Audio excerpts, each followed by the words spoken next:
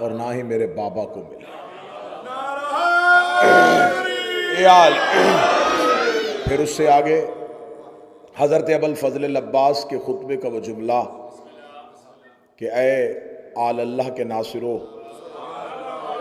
اے اللہ کے چنے ہوئے لوگوں، تمہیں خدا نے چن لیا تھا اور تم اللہ کی مخلوق کا خلاصہ ہو اور خدا کی مخلوق کا جوہر ہو، تو یہ تمام اوصاف اور فضائل صرف اور صرف ہمیں اصحاب حسین میں نظر آئے۔ آج کی گفتگو کا وعدہ تھا کہ ہم اصحاب کی بات کر رہے ہیں تو لشکر کا ہمیشہ چہرہ لشکر کا سالار ہوتا ہے۔ کسی بھی لشکر کی پہچان اس لشکر کے سالار سے ہوتی ہے۔ جب بھی کوئی میدان جنگ میں اترے تو یہ دیکھا جاتا ہے کہ کون لے کے آ رہا ہے۔ مولا امیر المومنین اپنی ساری زندگی میں ناز کرتے رہے مال کے اشتر پہ، اور مولا علی کا یہ جملہ کتنا وزنی جملہ ہے اپنے ایک صحابی کی شان کے لیے۔ علی فرماتے ہیں مالک کو مجھ سے وہی نسبت ہے جو مجھے پیغمبر کے ساتھ۔ یا علی، کیونکہ مالک اشتر جانتے تھے کہ تلوار جب اسلام کے لیے نکالی جائے تو اس کے قانون کیا ہے۔ شاید میں نے اپنی پہلی مجلس میں گزارش کی تھی کہ جنگ اور ہے اور جہاد اور ہے۔ جنگ اور جہاد میں وہی فرق ہے جو فاقے اور روزے میں ہوتا ہے۔ فاقہ بھوک سے کیا جاتا ہے، روزہ اسلام کے لیے رکھا جاتا ہے۔ جنگ جذبات سے کی جاتی ہے، جہاد اطاعت حجت میں کیا جاتا ہے۔ اور جس مال کی اشتر کے لیے امیر المومنین نے یہ جملہ کہا، وہ مال کی اشتر کتنا اطاعت حجت میں تھا کہ جنگ صفین میں حاکم شام کو بالکل اپنی تلوار کے قبضے میں رکھے ہوئے تھا، یا کان میں آواز پڑی کہ علی نے جنگ بند کر دی۔ مال کی اشتر نے وہیں سے تلوار نیام میں واپس رکھی۔ جب کسی نے پوچھ لیا تھا کہ مالک کیوں نہیں قتل کیا، فرمایا کیا کروں، میں نے علی کی اطاعت میں نکالی تھی۔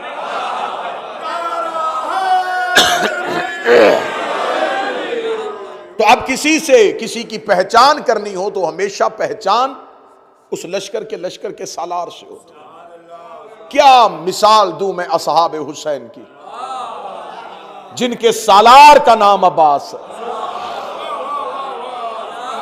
چلے میں جملہ اچھا کر کے دیتا ہوں، میں اصحاب حسین کے وفا کی مثال کیا دوں جن کا سالار وفادار ہے۔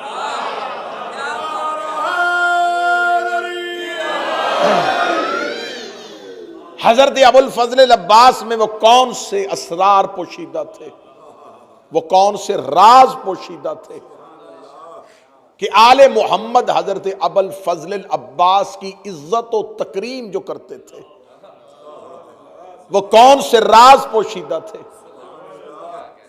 حضرت ابوالفضل العباس کے لیے کوئی اس میں دوسری رائے نہیں ہے۔ تمام شیعہ مورخین نے لکھا کہ حضرت عباس کے لیے علی نے دعا مانگی تھی، مولا علی نے اللہ سے دعا مانگی تھی، اور دعا ہمیشہ حجت اپنے ناصر کے لیے مانگتی۔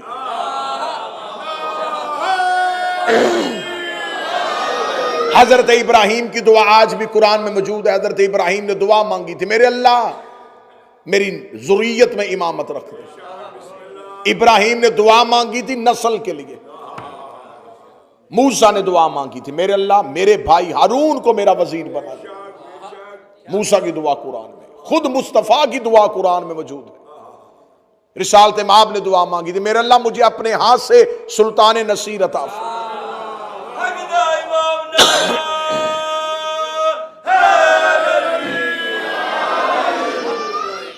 ہر حجت دعا مانگتی رہی۔ ابراہیم نے دعا مانگی امامت کے لیے، موسیٰ نے دعا مانگی ہارون کے لیے، پیغمبر نے دعا مانگی علی کے لیے، کیونکہ جب ابراہیم دعا مانگ رہے تھے تب نسل میں امامت نہیں تھی۔ گفتگو شروع ہو چکی جناب۔ جب حضرت ابراہیم نے دعا مانگی اس وقت حضرت ابراہیم کی نسل میں امامت نہیں تھی۔ جب موسیٰ نے دعا مانگی اس وقت ہارون وزیر نہیں تھے۔ جب نبی نے دعا مانگی نبی کے پاس کوئی اپنی رسالت کا گواہ اور مددگار نہیں تھا۔ جب علی دعا مانگ رہے حسن اور حسین ہیں۔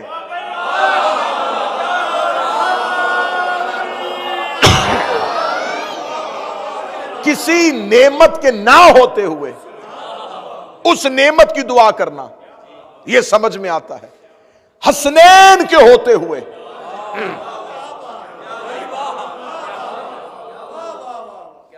چلے میں جملہ پھر کہہ رہا ہوں، مصطفیٰ کے بیٹوں کے ہوتے ہوئے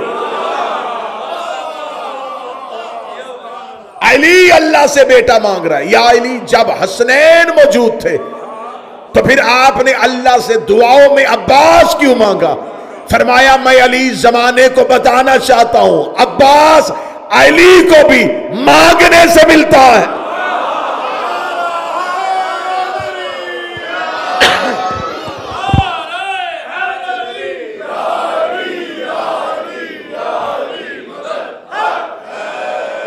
اب میرا وعدہ تھا کہ میں حضرت عباس قرآن سے پڑھوں گا۔ بہت سی ایسی قرآن میں آیات ہیں جن کا مصداق صرف اس دور میں نہیں ہوتا، آنے والے دور میں بھی ہوتا۔ بڑی آیات قرآن میں ایسی ہیں جن کا مصداق اگر اس دور میں نہیں تھا تو وہ آنے والے دور میں تھا۔ جیسا کہ میں نے اپنی پہلی تقریر میں کہا تھا کہ خدا جب کافروں سے خطاب کرتا ہے تو صرف اس دور کے کافروں سے نہیں کرتا، اور جب مومنوں سے کرتا ہے تو صرف اس دور کے مومنوں سے نہیں کرتا، ہر دور کے مومنوں سے کرتا ہے۔ اب بہت سی آیات ایسی ہیں جو قرآن میں آئی پہلے تھی، مصداق ان کا بعد میں آیا۔ اب آئیے حضرت عباس قرآن سے شروع کرتے ہیں۔ ایک نبی گزرا ہے جس کا نام ہے شموئیل۔ یہ اللہ کا نبی تھا، بوڑھے ہو چکے تھے۔ اس دور کا کافروں کا بادشاہ جالوت تھا۔ قوم نے آ کے اللہ کے نبی جناب شموئیل سے کہا کہ آپ ہمارے لیے کوئی بادشاہ مقرر کریں۔ نبی آپ ہیں لیکن کوئی ہمارے لیے بادشاہ بنائے۔ اللہ کے نبی نے اللہ سے دعا مانگی، میرے اللہ میں بوڑھا ہو چکا ہوں، میں میدان جنگ میں جا کے لڑ نہیں سکتا۔ یہ قرآن میں پوری کی پوری کہانی موجود ہے۔ میرے اللہ مجھے، میری قوم ایک بادشاہ چاہتی ہے جو کفار سے لڑے، میں کسے اپنا بادشاہ بناؤں، کس کو اپنے لشکر کا سالار بناؤں؟ خدا کی آواز آئی تم اپنا لشکر بناؤ، بادشاہ ہم چنیں گے۔ نبی موجود تھا لیکن بادشاہ اللہ نے چنا۔ بادشاہ اسے کہتے ہیں جسے حکومت دینی ہو۔ اللہ نے نبی کے ہوتے ہوئے اس دور کے مسلمانوں کا حکمران خود چنا تھا۔ آج مسلمان کہتے جی آل محمد اہل بیت علیہم السلام شریعت کے وارث تھے، لیکن جن کے پاس حکومت آئی تھی انہوں نے حکومت بڑی اچھی چلائی تھی۔ محمد کے بعد حاکم بھی کسی نے بنانا ہو تو وہ بھی اپنی مرضی سے نہیں بنتا، اللہ کی مرضی سے بنتا۔ اب آئیے قرآن سے سنیے گا، خدا نے کہا کہ ہم تمہارے لیے بادشاہ مقرر کریں گے۔ میرے اللہ کسے بادشاہ بنائے گا؟ خدا نے قرآن میں کہا ان اللہ اصطفیٰ علیکم بسطاً زادۃ فی العلم والجسم، بے شک اللہ نے چن لیا ہے تیری قوم کے لیے ایک ایسا بادشاہ جو جسم اور علم میں قوی ہے۔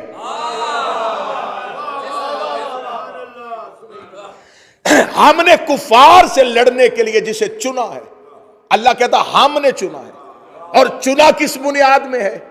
جسم میں بھی طاقتور۔ ذہن میں رکھیے گا کہ میں عباس پڑھنے لگا ہوں۔ ہم نے جسے چنا ہے وہ جسم میں بھی قوی ہے، علم میں بھی قوی ہے۔ میرے اللہ کون ہے؟ فرمایا طالوت۔ اللہ نے بتا دیا کہ اس کی خصوصیت یہ ہے وہ جسم میں بھی طاقتور ہے، علم میں بھی تھا۔ اور یہ دنیا کا قانون ہے، جو زیادہ علم والا ہو وہ بہادر نہیں ہوتا، کیونکہ یہ دونوں صفات ایک دوسرے کے متضاد ہیں۔ درود پڑھیے گا بلند آواز سے۔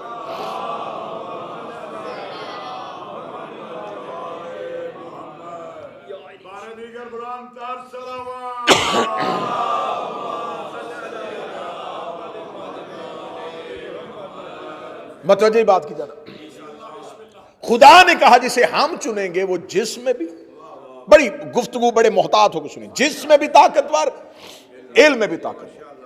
کون؟ طالوت۔ اس دور میں ایک تابوت ہے جسے تابوت سکینہ کہا جاتا ہے، حضرت موسیٰ کے دور کا وہ تابوت تھا۔ دیوبندیوں نے بھی اپنی تفسیر میں اس تابوت کا ذکر کیا ہے کہ اس کے اندر تبرکات تھے،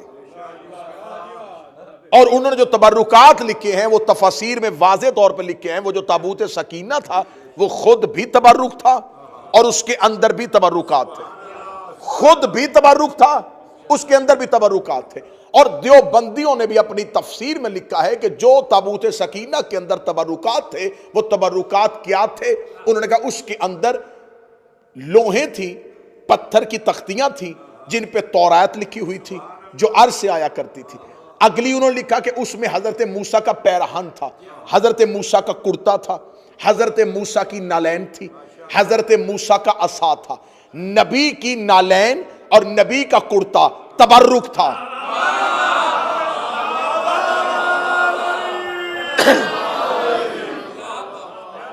جب خدا نے جناب شموئیل سے کہا کہ ہم نے تمہارے لیے چن لیا ہے بادشاہ، شموئیل نے اپنی قوم سے کہا کہ اللہ نے تمہارے لیے بادشاہ چن لیا ہے۔ کس کو؟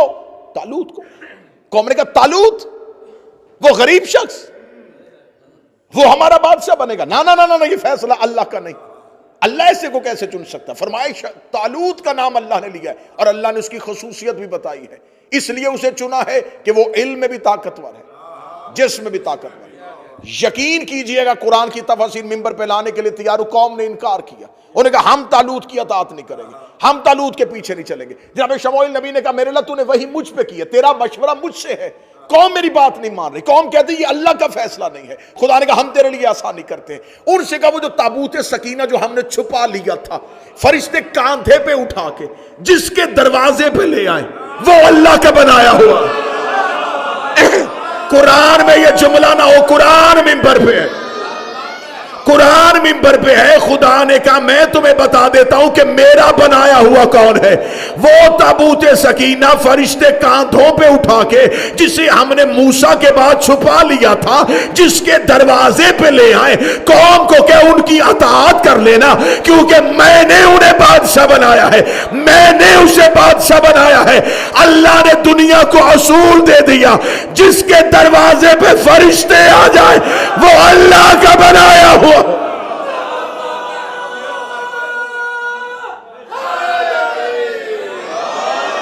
جس کے دروازے پہ فرشتے آئے۔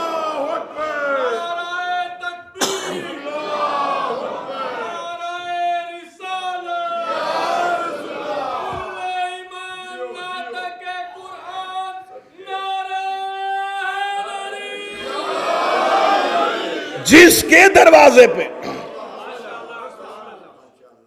جس کے دروازے پہ ملائکہ آ جائیں وہ ہے اللہ کا بنایا۔ فرشتوں نے کاندھوں پہ اٹھایا تابوت سکینہ کو اور لے آئے کہاں؟ طالوت کے دروازے۔ متوجہ جی، طالوت کے دروازے پہ۔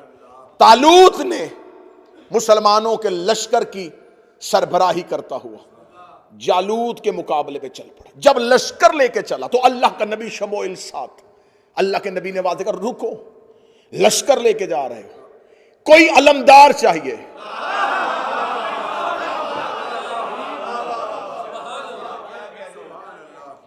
پوری کی پوری کہانی قرآن میں موجود ہے، اور یہ بات ذہن میں رکھ کے سنیے گا کہ میں نے کہا کہ بہت سی آیتیں ہوتی ہیں اترتی کہیں ہیں، مصداق کہیں اور ہوتا ہے۔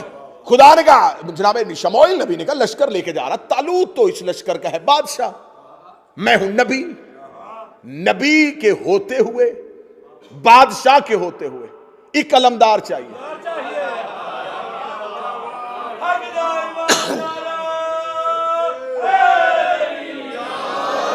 اب یہ لشکر قرآن کہتا کتنا تھا؟ لاکھوں کا۔ قرآن سے میں پڑھے لاکھوں کا لشکر، جناب شموئیل نبی نے کہا میرے اللہ تو نے فیصلہ کیا تھا کہ بادشاہ کون ہوگا، اب تو ہی فیصلہ کر کہ اس لشکر کا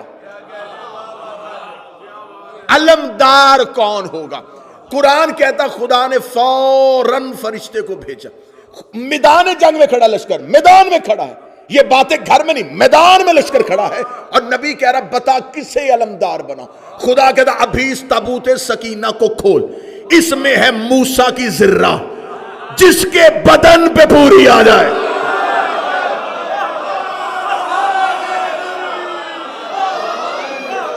جس کے بدن پہ پوری آ جائے وہ ہے تیرے لشکر کا علمدار۔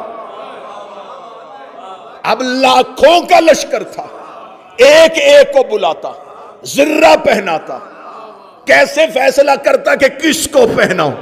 کہنے لگا میرے اللہ یہ لاکھوں کا لشکر ہے، یہ لاکھوں کا لشکر ہے، مجھے بتا ذرہ کس کے بدن پہ پوری آئے گی؟ آواز آئی ان میں سے پہچان کے داؤد کہاں کھڑا ہے۔ داؤد نبی کے بدن پہ موسیٰ کی ذرہ پہنا دی۔ آج مفسرین کہتے ہیں وہ لوہے کی ذرہ نہیں تھی، وہ معصوم کی ذرہ تھی، اور معصوم ہی کے بدن پہ پوری آنی تھی، اس لیے کہ داؤد آنے والا نبی تھا، اور نبی کا لباس نبی کو آتا ہے، معصوم کا لباس معصوم کو آتا ہے۔ زبان کھینچ اس بندے کی جو کہتا عباس کی عزت نہیں تھی، اگر عباس معصوم نہیں تھا، صفین میں علی کی ذرہ ہے۔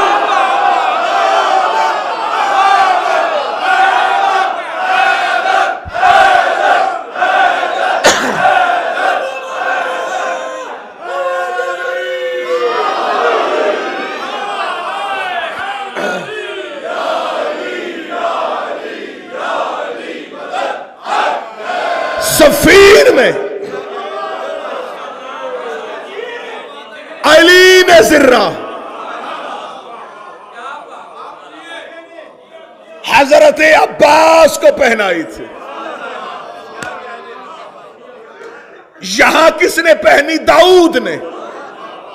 اور اگلا جملہ بھی سن لینا اگر ذہن بیدار ہیں، جناب امیر المومنین جب علی نے صفین کے میدان میں حضرت عباس کو اپنی ذرہ پہنائی تھی تو سامنے کھڑے ہوئے ایک صحابی نے کہا تھا یا علی عباس کے بدن پہ ذرہ پوری نہیں آئی، ایک بالشت لمبی ہے، ایک بالشت لمبی ہے۔ اتنا کہنا تھا، عباس نے کہا کتنی لمبی ہے؟ اس نے کہا ایک بالشت۔ عباس نے لوہے کی ذرہ پہ انگلیاں ڈالی، عباس نے اتنی ذرہ کو اتارنا شروع کیا۔ دیکھ کے اس صحابی نے کہا لوہا نرم ہونا داؤد نبی کا معجزہ تھا، فرمایا وہ ہمارا نام لے کے کرتا۔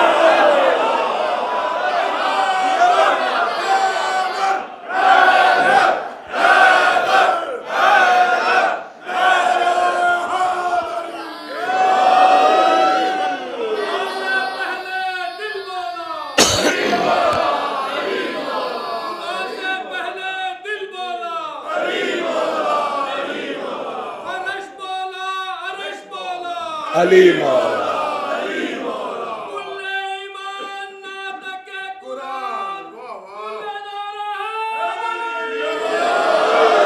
اب یہاں پر دو طرح کی روایت ہے، یا صفین میں علی نے ذرہ پہنائی یا کرتا پہنایا، دو طرح، یا ذرہ پہنائی یا ذرہ بھی علی کی تھی، کرتا بھی علی کی۔ اب میں گزارش کروں گا، منت کروں گا، مکتب تشیع کا ادنا سا طالب علم ہوں، مجمع میں بیٹھ کے دوسرے کے کان میں بات نہ کرنا، جو سوال ہو وہیں سے اٹھنا سوال کر لینا، شک لے کے نہ جانا۔ حضرت عباس کی عصمت پڑھنے لگا ہوں،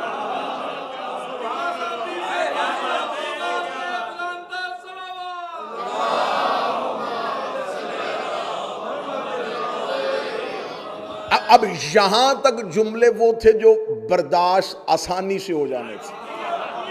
اب آپ کی مجھے تائید بھی چاہیے، ایک عالم دین مجلس میں موجود بھی اور قرآن بھی آج منبر پہ ہے۔ اب اگلے جملے جو ہیں نا اس کے لیے جیسے وہ جہاز ہلکا سا بھی ڈولنا شروع ہونا تو اناؤنسمنٹ ہو جاتی ہے کہ سیٹ بیلٹ باندھ لیں۔ کس لیے ہوتی ہے؟ حفاظتی تدابیر۔ اب اگر تھوڑا سا بھی عقیدہ ڈولے تو توکل کی سیٹ بیلٹ باندھ لینا. اب اس سے آگے عباس پڑھنے لگا. ابھی تو میں نے وہ آیت پڑھی ہی نہیں جو عباس کے لیے آئی تھی. یہ چلے گئے. ادھر سے کون آیا؟ کافروں کا جالوت، مسلمانوں کا طالوت. یہ کچھ نام ایسے ہیں اسلام میں جو ملتے جلتے ہیں. حبیل اور کبیل، ہم پلہ ہم وزن اور ایک جیسے. اس میں لوگ پریشان ہو جاتے ہیں، پتہ نہیں اب اس میں سے غلط والا کون سا تھا، صحیح والا کون سا. میں تھوڑی سی نشانی. کابیل جس میں قاتل والی کاف ہے نا،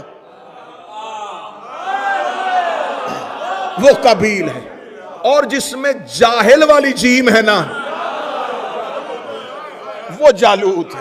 اب یہ نشانی پکی رکھ لینا، قاتل اور جاہل، اس کو ذہن میں رکھ لیں. ادھر سے جالوت آ گیا، ادھر سے طالوت آ گیا. ادھر طالوت مسلمانوں کا بادشاہ.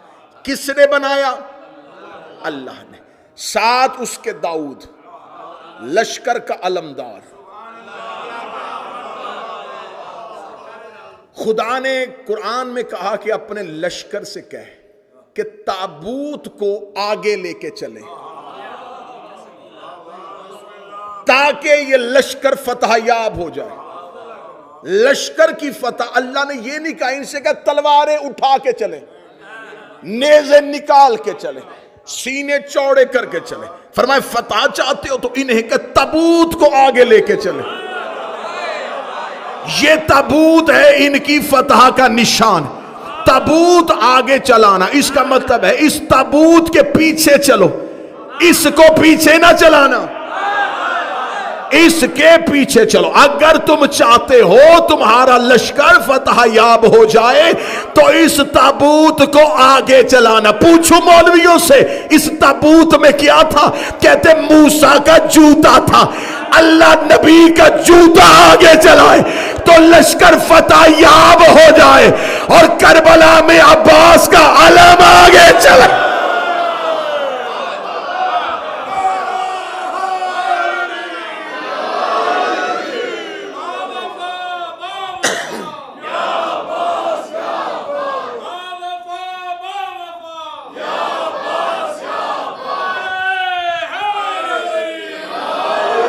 اب میرا سوال ہے، فتح تو اللہ دیتا ہے،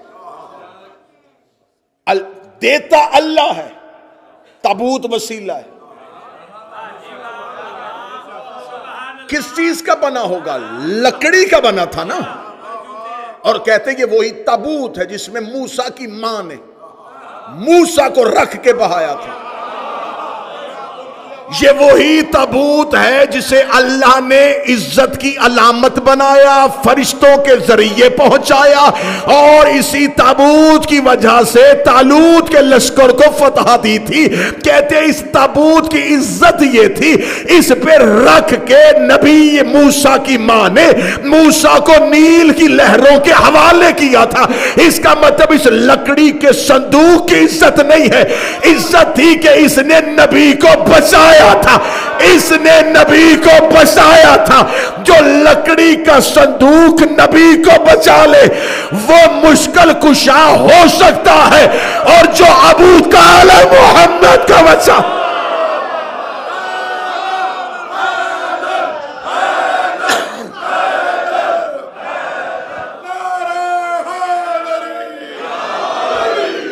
اب بھی وہ آیت آئی نہیں.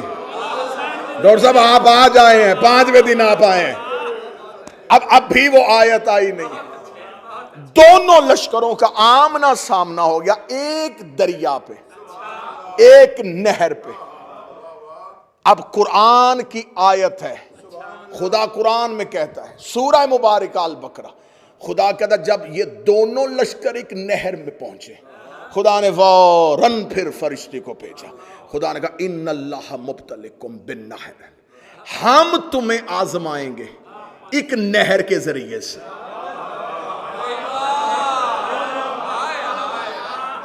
اب میری مجبوری ہے کہ مجھے سینے کا زور میرا نہیں لگ رہا بیماری کی وجہ سے، لیکن میں کوشش کر رہا ہوں کہ میں آپ تک ویسے پہنچاؤں عباس جیسے حق بنتا ہے. یقین کریں میرا بدن تڑپ رہا ہے کہ مجھے ویسے عباس پڑھنا چاہیے. خدا کہتا ہم تمہیں آزمائیں گے ایک نہر کے ذریعے سے. ایک ان اللہ مبتلکم بنہر، ہم تمہیں آزمائش میں ڈالیں گے ایک نہر کے ذریعے سے، فمان شاربا فلیس منی، جس نے اس میں سے پانی پی لیا وہ ہم میں سے نہیں ہے، وَإِنْ اغْتَرَفَتْ غُرْفَةً بِيَدِهِ، جس نے چلو میں پانی بھرا اور پیا نہیں وہ مجھ میں سے ہے۔ کہاں چلے گئے جو آواز سننے آئے تھے؟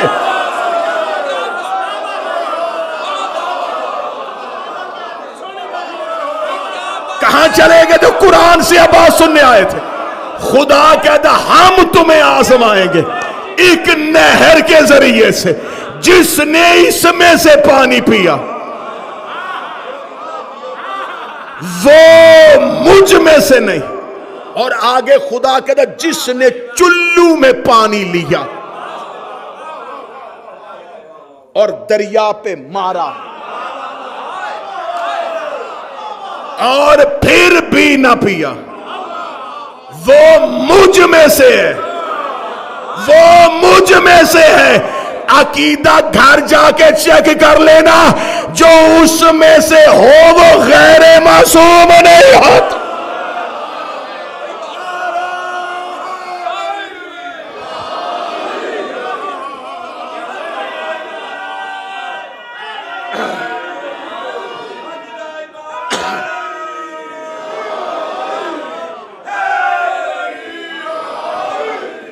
یہ قرآن منبر پہ ہے،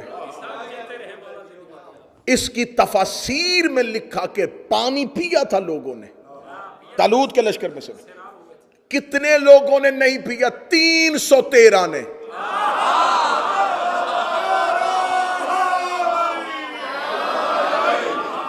313 کے علاوہ سب نے پیا۔ لکھنے تفاسیر نے یہ لکھا کہ کنہوں نے پیا، ایک تفسیر میں مجھے نہیں ملا، 18 تفاسیر میں نے پڑھی، ایک میں نے لکھا کہ چلو میں پانی کس نے لیا تھا۔ اللہ نے آیت بھیج دی، مصداق اس دور میں نہیں ملا، آیت وہیں کی وہیں کھڑی رہ گئی کہ کون بنے گا اس آیت کا مصداق، کون بنے گا اس آیت کا مصداق۔ 10 محرم کو غازی نے فرات میں گھوڑے کو ڈالا، عباس نے چلو میں پانی لیا، فرات کے منہ پہ مارا، عباس پانی پینے نہیں گیا تھا، قرآن کی آیت بتانے گیا۔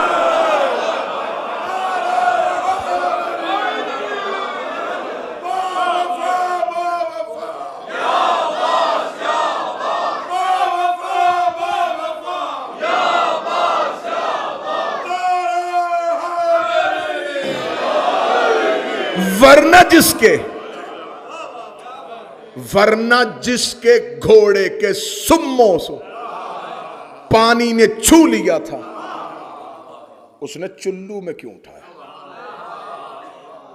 عباس چلو میں پانی نہ لیتا، آج قرآن کی ایک آیت بغیر تفسیر کے رہ جائے۔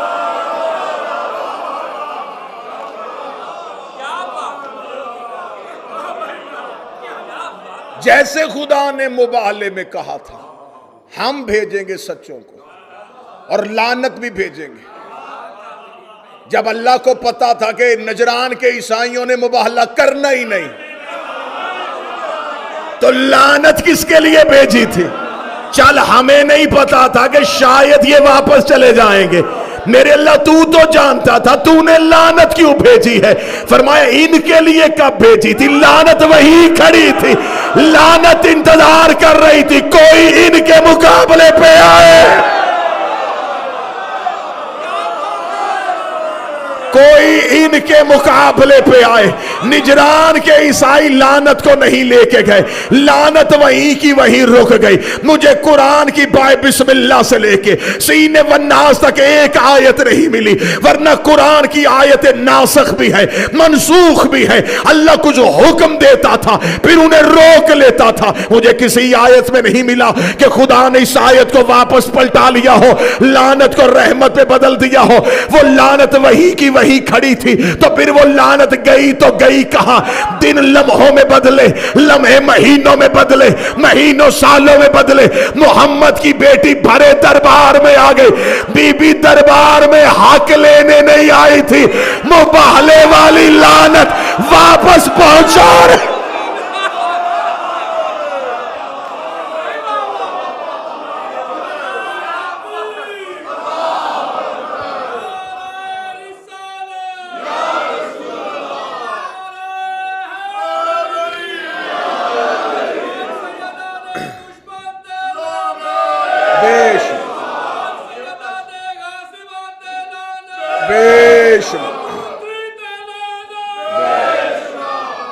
سیدہ کھجوروں کے باغ کے لیے نہیں۔ اب میں لفظ اچھا کہوں، حق صرف حق لینے نہیں آئی، حق دینے بھی آئی تھی۔ صرف حق لینے نہیں آئی، حق پہنچانے بھی آئی تھی۔ آیت وہیں کھڑی تھی اگر عباس کا گھوڑا فرات میں نہ آتا۔ معصوم کو غسل سوائے معصوم کے کوئی نہیں دیتا۔ معصوم کے بدن میں کچھ ایسے راز ہوتے ہیں، وصیت رسول کی، یا علی مجھے غسل تم دینا، خبردار کسی کو پردے کے اندر نہ آنے دینا، ورنہ جو بھی آئے گا اندھا ہو جائے گا۔ بدن عصمت میں وہ اللہ کے راز ہوتے ہیں جو سوائے معصوم کے کوئی دیکھ نہیں سکتا۔ عباس معصوم نہیں تھے تو حسن کے جنازے میں کیوں شریک تھے؟ غسل حسن میں سجاد کے ہوتے ہوئے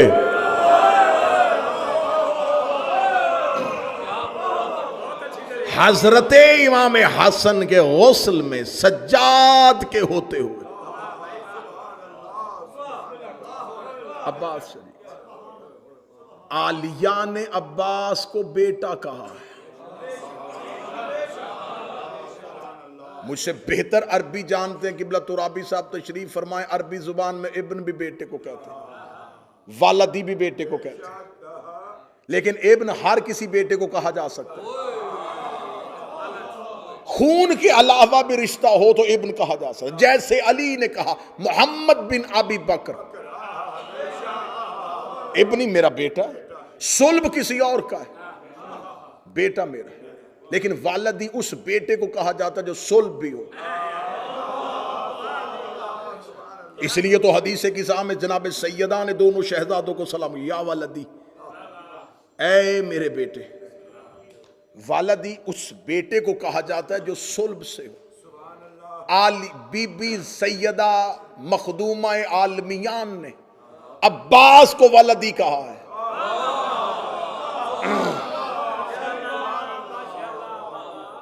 اور یہ جو زیارت کے لیے جاتے ہیں نا حضرت ابوالفضل العباس کی، زیارت کے حرم حضرت عباس میں جو زیارت کی کتاب ہے، مفاتی سے لے کے اس زیارت کی کتاب تک، یہ کسی عالم دین نے زیارت نہیں لکھی، یہ چھٹے شہنشاہ نے تعلیم کی، اور تعلیم کرتی کرتی ہم تک پہنچی ہے۔ اس میں ایک لفظ آتا ہے اللہم لعن من جہل حق کا، اللہ لعنت کرے اس پہ، میرا چھٹا امام کہتا ہے اللہ لعنت کرے اس پہ جس نے عباس کے حق کو نہیں پہچانا۔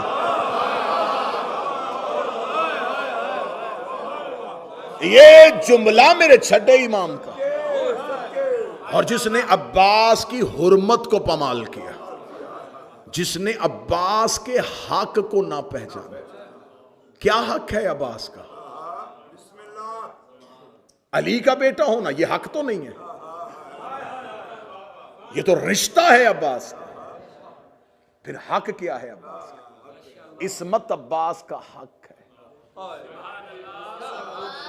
17 وصیتیں جناب سیدہ نے کی ہیں، اس میں 13 نمبر کی وصیت جا کے کھول کے دیکھنا، 13 نمبر کی وصیت ہے، یا علی میرے بعد اگر فدق ملے اس میں عباس کی اولاد کا حصہ رکھنا۔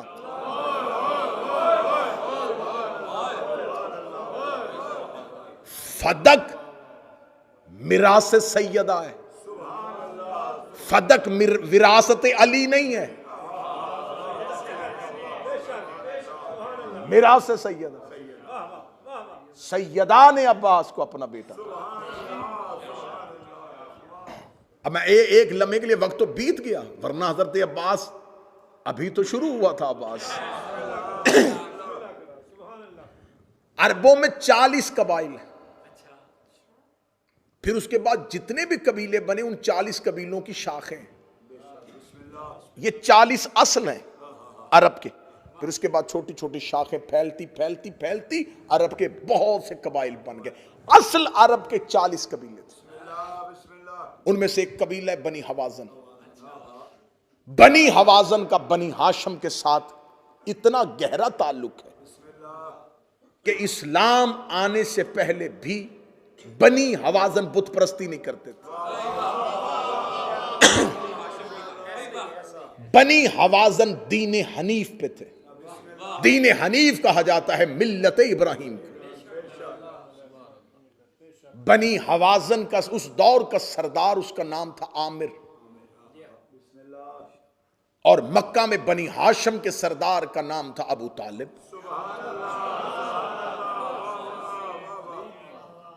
بنی حوازن مکہ میں نہیں رہتے تھے عرب النسل، لیکن مکی نہیں تھے، کرشی نہیں تھے۔ یہ بنی حوازن جو تھے یہ بنی ہاشم کو سالانہ تحائف کا تبادلہ کرتے تھے۔ کچھ تحائف بنی حوازن سے بنی ہاشم کو آتے تھے، بنی ہاشم سے بنی حوازن کو جاتے تھے۔ بنی حوازن کا سردار تھا جناب عامر۔ رسالت مآب کی ظاہری حیات طیبہ تھی 29 سال، ابھی اعلان نبوت نہیں، ابھی اعلان نبوت کو 11 سال باقی، نبی تھے اعلان نہیں کیا تھا۔ بنی حوازن کے سردار عامر نے اپنے غلاموں کے ذریعے کچھ قیمتی تحائف مکے بھیجے۔ غلاموں نے آ کے حضرت ابو طالب کی خدمت میں پیش کی۔ حضرت ابو طالب نے کہا میں اس وقت تک قبول نہیں کروں گا جب تک محمد نہ آ جائے۔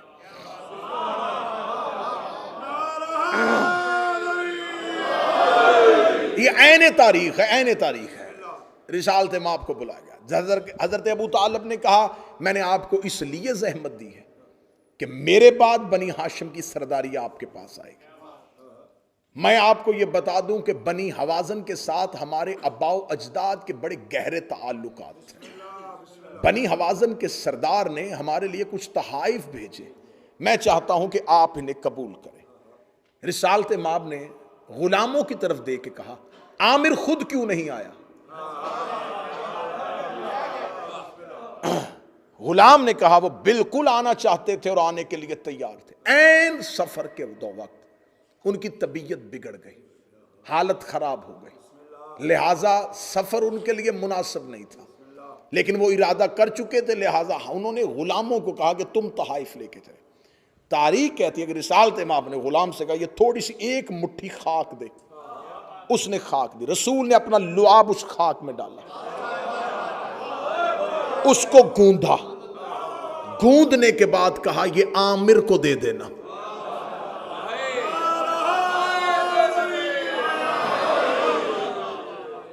اس عامر کے پڑ نواسے کا نام عباس ہے۔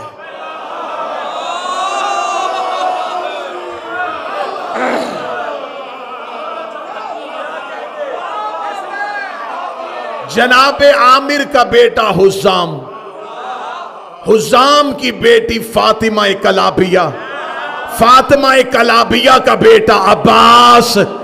پتا تھا محمد کو کہ عباس نے اس نسل میں آنا ہے۔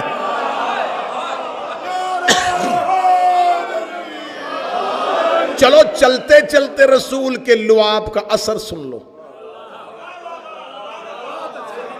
یہ نہ سمجھنا کہ لعاب پیغمبر کوئی معمولی چیز ہے۔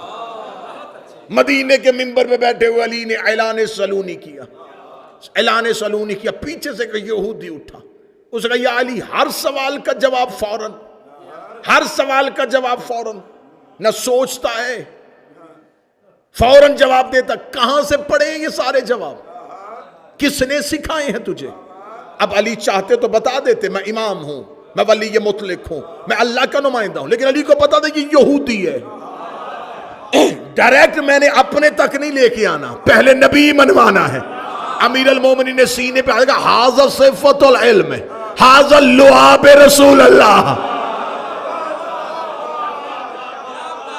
یہ جو علی کے سینے میں علم ہے، یہ رسول کے لعاب چوسنے کا اثر ہے۔ اور جاؤ جا کے علماء تفاسیر و تاریخ سے پوچھو، حسن اور حسین سیدہ کے بیٹے، لیکن ان کی غذا کیا تھی؟ زبان رسالت۔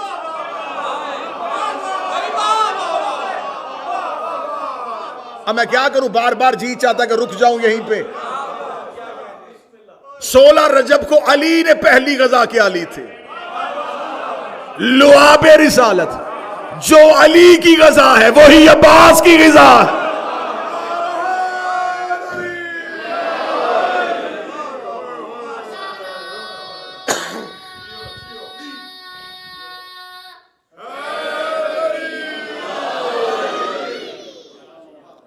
یہ لہو ہوتا ہے، جو خوراک کھاؤ خوراک سے لہو بنتا ہے۔ اس لیے کہتے ہیں علی کی محبت لہو میں ہے، خوراک سے لہو بنتا ہے۔ اور ماں جو بچے کو دودھ دیتی ہے وہ لہو سے دودھ بنتا ہے، لہو خوراک سے بنتا ہے۔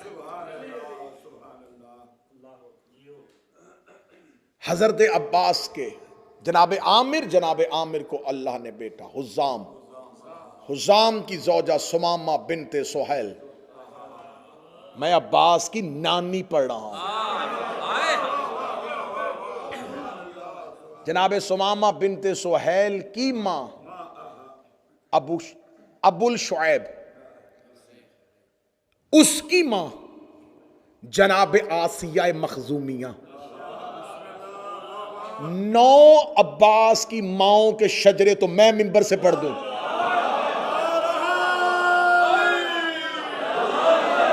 حضرت عباس کی پاک ماں کے 9 شجرے تو ہم منبر سے پڑھیں۔ رہبر ہونا بھی ایسا ہی چاہیے، ماؤں کے شجرے بھی پڑھو تو شرمندگی نہ ہو۔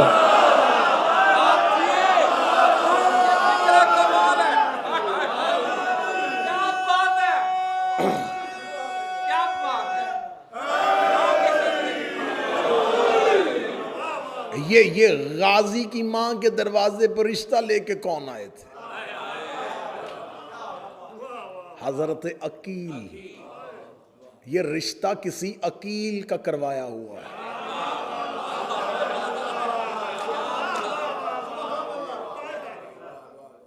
جناب عقیل رشتہ لے کے 7 وجوہات لکھی ہیں علماء نے حضرت عقیل کے رشتہ لے کے آنے کی۔ 7 وجوہات لکھی ہیں علماء نے۔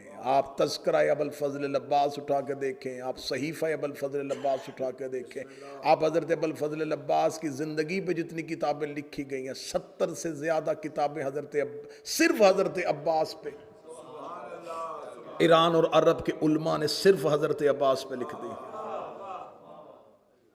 حضرت عباس کے ماں کے دروازے پہ جو رشتہ لے کے آئے تھے وہ عقیل تھے۔ مولا علی نے کہا تھا مجھے شجاع ترین خاندان چاہیے۔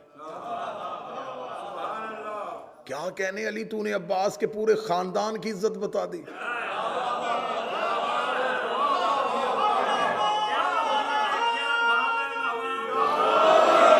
مولا علی کہہ دیتے کہ مجھے شجاع باپ کی بیٹی چاہیے، مجھے ایک بہادر بھائی کی بہن چاہیے۔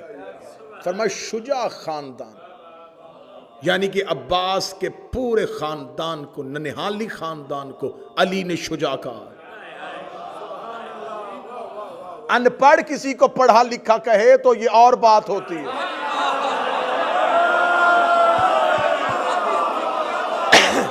پڑھا لکھا کسی کو پڑھا لکھا کہتے۔ اب یہ نہ دیکھو کہ یہ خاندان کون ہے، یہ دیکھو کہہ کون رہا ہے۔ علی کہہ رہے ہیں کہ شجاع ترین خاندان سے۔ بڑی بہترین وجوہات لکھی ہیں علماء نے لکھا کہ حضرت عقیل نے پوچھا تھا کیوں شادی کیوں؟ فرمایا بیٹا چاہیے۔ کس لیے؟ فرمایا حسین کی نصرت کے لیے۔ میں فضائل پڑھ، علی ایک تیر سے 2 شکار کر رہے تھے. ایک تو شجاع ترین خاندان تک عقیل کو پہنچا رہے تھے, دوسرا عقیل تک پیغام پہنچا رہے تھے. حسین کو ناصر چاہیے.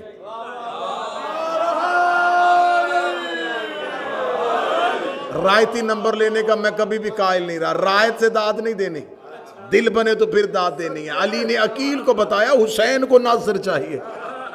اب جب کہہ دیا کہ علی نے کہ حسین کو ناصر چاہیے, علی عباس پالتے رہے, عقیل مسلم کو پالتے رہے.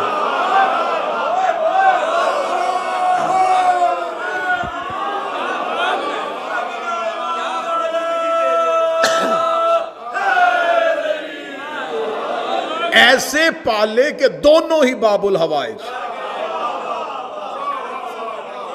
حضرت مسلم بن عقیل باب الحوائج, حسین کا ناصر ہوتا ہی باب الحوائج.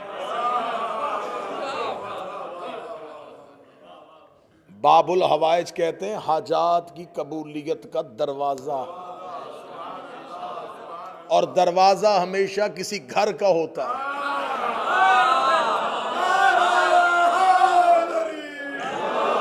اگر رسول نے علی کو دروازہ کہا تھا تو خود کو شہر کہا تھا.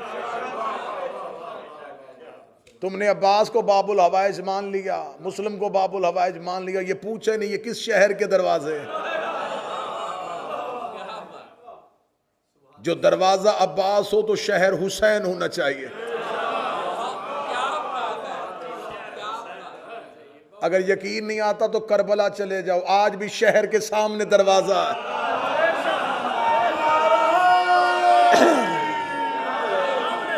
عباس سے گزرو, عباس سے گزرو تو حسین تک پہنچو.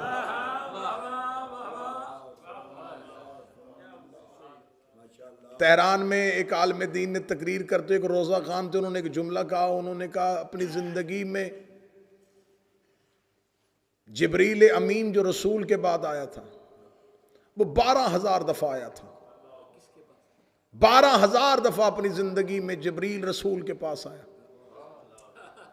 اور ساتھ ہی انہوں نے فوراً جملہ کہا کہ اگر رسول کے بعد 12,000 دفعہ آیا تو پھر علی کے پاس 24,000 دفعہ.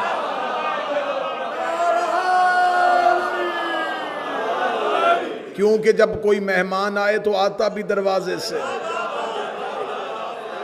جاتا بھی دروازے سے. یہاں تک میں نے روکنا ہوتا تو میں یہیں پہ روک لیتا, جملہ تو اس سے آگے گیا ہوا ہے. کتابیں کہتی ہیں کہ 70,000 ملائکہ روزانہ قبر حسین پہ آتے ہیں. کامل زیارت سے لے کے پڑھ رہا ہوں, 70,000 ملائکہ روزانہ قبر حسین پہ آتے ہیں. اور جو ایک بار آتے ہیں پھر وہ دوسری بار نہیں آتے, ایک بار آتے اور پھر اللہ انہیں زندگی میں دوبارہ آنے کی اجازت نہیں دیتا. اگر 70,000 ملائکہ قبر حسین پہ آتے ہیں تو عباس کے پاس 2 بار آتے ہیں.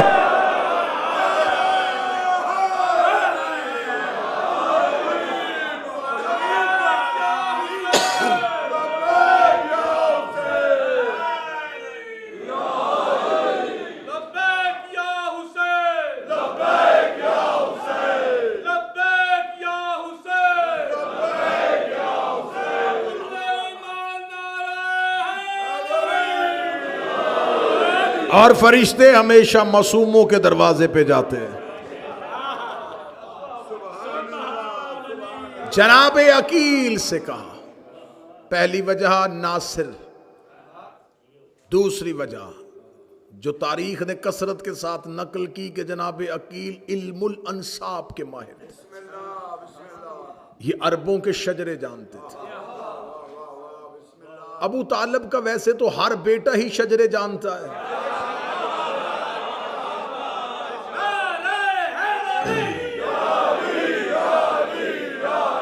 شجرے جاننے کا ہنر, شجرے جاننے کا ہنر جتنا ابو طالب کے بیٹوں کو آتا.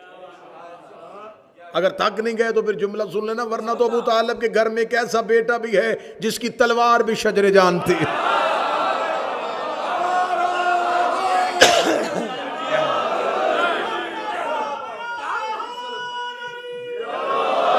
لیکن علی کی تلوار میں اور عباس کی تلوار میں فرق تھا. میں نے پہلے کہا تھا کہ میرا سینہ اور گلا مجھے دونوں روک رہے, ورنہ ایک ایک جملہ ایسے پڑھنے کا ہے نہیں ہے جیسے میں ضائع کر رہا ہوں. علی اور عباس دونوں کی تلواروں میں ایک فرق تھا. علی کی تلوار گردن میں رک کے دیکھتی تھی, ساتویں پشت پہ بھی کوئی مومن ہوتا تھا چھوڑ دیتی تھی.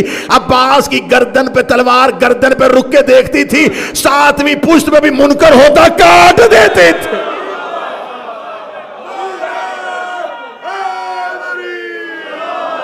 جو مومن دے کے چھوڑ دے وہ علی کی تلوار, جو منکر دے کے کاٹ دے.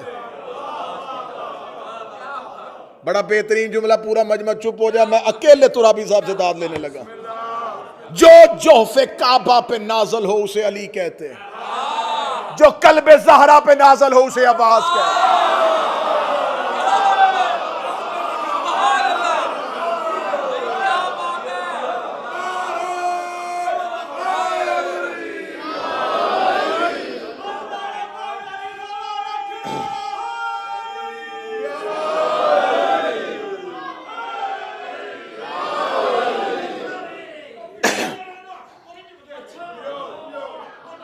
وہ سر بھی نہیں چک دے, کہتے ہاتھ نہیں چک دے, میں کہو سر بھی نہیں چک دے.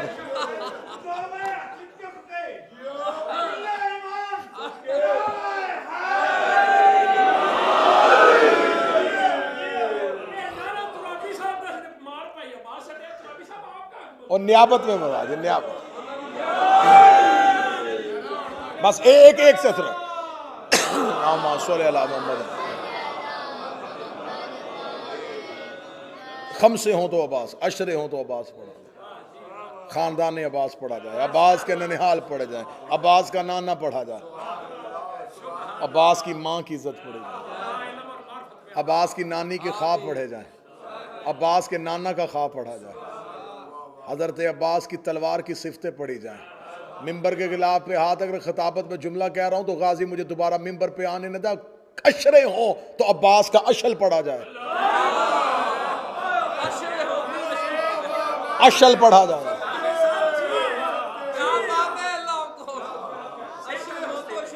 صرف اشل پڑھا جائے. حضرت عباس کے سامنے یہ لشکر یزید میں ایک ملعون آیا تھا, بہت بڑا سپاہی تھا, آپ اس کو تاریخ میں بڑا یاد کیا جاتا ہے, مادف. یہ بہت بڑا, اس نے دعویٰ کر کے یہ لشکر یزید میں آیا تھا. اس نے کہا تھا میں ایک شرط پہ جاؤں گا, لڑانا ہو تو 10,000 سے لڑانا, کم سے میں نہیں لڑتا. جب یہ پہنچا تو اسے خبر ہوئی کہ حسین کے لشکر میں صرف 72 ہیں. اس نے لڑنے سے انکار کر دیا. اس کا نا میرا عرب میں دعویٰ ادھورا رہ جائے گا. میرا دعویٰ ہے میں اس لشکر میں جاؤں گا, اس میدان میں جاؤں گا جہاں 10,000 ہیں. 10,000 سے کم سے میں نہیں لڑتا. یہ بیٹھا ہوا تھا جب حضرت عباس میدان میں آئے.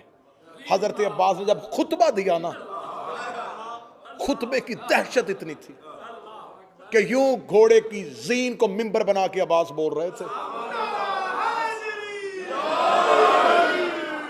اور 9 لاکھ میں سے ہر کوئی کہہ رہا تھا عباس مجھے دیکھ رہا ہے.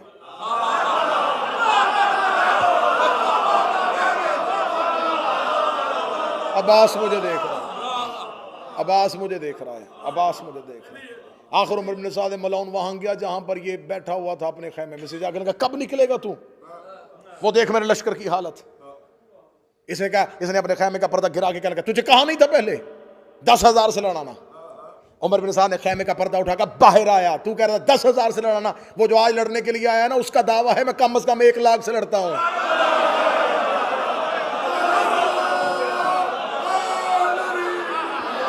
تو 10,000 کہہ رہا, وہ سامنے جو آیا وہ کہتا میں 1 لاکھ سے لڑتا ہوں. اس نے یوں خیمے کون آیا ہے, اس نے خیمے سے نکل کے یوں عباس کو دیکھا. عباس کے تیور پڑے, عباس کے گھوڑے کے ٹہلنے کا انداز دیکھا, عباس کے چہرے کا روپ دیکھا.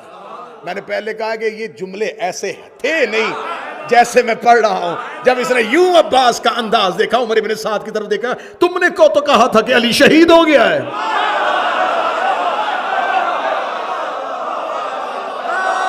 میں نے تو سنا تھا,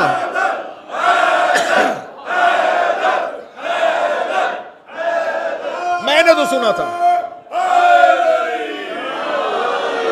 مطلب میں نے تو سنا تھا کہ علی کوفے میں قتل ہو گیا. کلگا علی کا بیٹا ہے، ہو بہو علی ہے، اسی کا دعویٰ ہمیں 1 لاکھ سے لڑتا ہے۔ یہ کربلا ایک ذہن میں رکھیے گا، یہ کربلا یوں چٹیل صحرا نہیں تھا، اس پر ریت کے ٹیلے تھے، ریت کی چھوٹی چھوٹی پہاڑیاں تھیں۔ یہ غازریہ، یہ نینوا، یہ ریت کے ٹیلوں کا علاقہ تھا۔ کربلا بالکل یوں صحرا میں نہیں تھا، ریت کے ٹیلے تھے، ٹیلے کے نیچے عباس تھے۔ یہ ٹیلہ، اس ٹیلے کے پیچھے حسین کے خیمے اور ایک چھوٹی سی خندق، یہاں سے عباس ٹیلے پہ اور ٹیلے سے عباس یوں نشیب میں آ گئے۔ یوں ان ٹیلوں پہ لاکھوں کا لشکر کھڑا، اکیلے غازی کو نشیب میں دیکھ رہا ہے۔ حضرت عباس کا ایک لقب ہے، میرا 12واں حضرت عباس کو کہتا ہے یا صاحب السعی، اے سعی کرنے والے۔ یہ میرا 100 سے زیادہ القابات کتابوں میں لکھے ہیں جو معصومین نے حضرت عباس کو دیے۔ سعی کی جاتی ہے 2 پہاڑیوں کے درمیان، یہ صفا اور مروہ۔ اب یہ مجھ سے پوچھو کہ عباس کو معصوم نے السعی، سعی کرنے والا کیوں کہا؟ یہ ٹیلہ تھا حسین کا، اس کے پیچھے حسین کے خیمے، ٹیلے پہ عباس آئے۔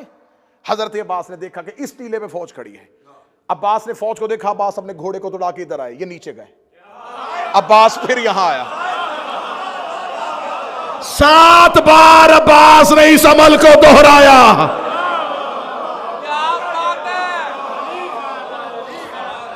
عباس ٹیلے سے اترتے، عباس ٹیلے سے اترتے، عباس ٹیلے پہ جاتے، یہ لشکر نیچے اترتا، عباس واپس ٹیلے پہ آتے، یہ پھر ادھر کھڑا ہوتا۔ اب عباس نشیب میں تھے، یہ ٹیلے پہ آ کے کھڑے ہو گئے، ٹیلے پہ کھڑے ہیں اور اکیلے عباس ان کو نشیب سے دیکھ رہے ہیں۔ اتنا دیکھنا تھا، یہاں انہوں نے کہا معرف کو کہ جلدی آ، وہ کھڑا ہے عباس، یہ اپنے گھوڑے پہ بیٹھا، اس نے اپنے نیزے کو اپنے ہاتھ میں لیا، ہاتھ میں لے کے عباس کے بدن کا نشانہ لگایا، اپنے گھوڑے کو ایڑ لگائی، گھوڑے کو دوڑایا۔ کتابیں کہتی عباس نشیب میں کھڑے تھے، حضرت عباس نے معرف کو آتے ہوئے دیکھا، پوری تیزی کے ساتھ یہ گھوڑا دوڑاتا آ رہا تھا۔ عباس نے پہلے تلوار نکالی تھی، جو ہی یہ دوڑا عباس کی طرف، عباس نے تلوار اپنے گھوڑے کی زین پہ بیٹھے ہوئے اپنے زانوؤں پہ رکھ لی، عباس نے گھوڑے کی لجاموں میں اپنے ہاتھ رکھ لیے، عباس یوں اپنے پاؤں ٹکا کے کھڑے ہو گئے۔ اب تلوار غازی کے ہاتھ میں نہیں ہے، تلوار ہے عباس کے زانوؤں پہ، یہ اپنے گھوڑے کو دوڑاتا ہوا عباس کی طرف آ رہا ہے۔ اب یہ نفسیاتی ایک انسان کا دماغ بند ہو جاتا ہے کہ وہ کسی کی طرف دوڑ رہا ہو اور وہ اپنی جگہ پہ کھڑا اس کو صرف دیکھ رہا ہو۔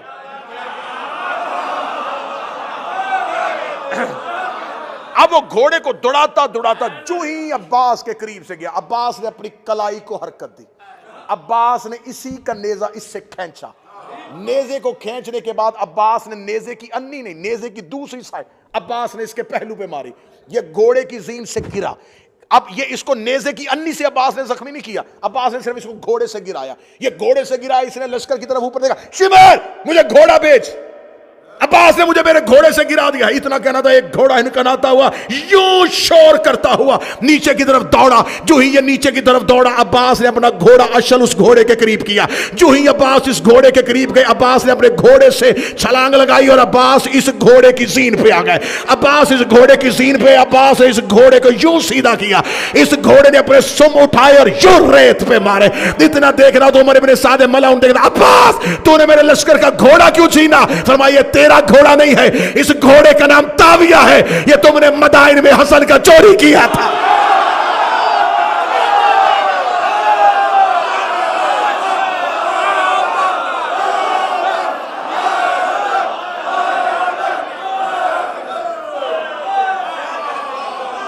اس گھوڑے کا نام تاویہ۔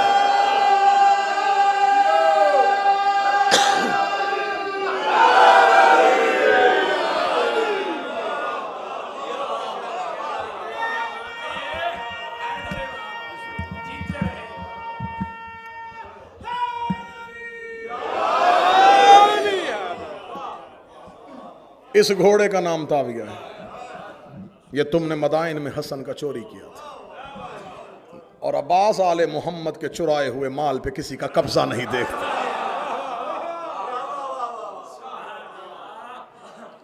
اس میرے شہنشاہ کا ایک وصف یہ ہے یہ حسین کا بھی علمدار ہے اور 12ویں کا بھی علمدار ہے۔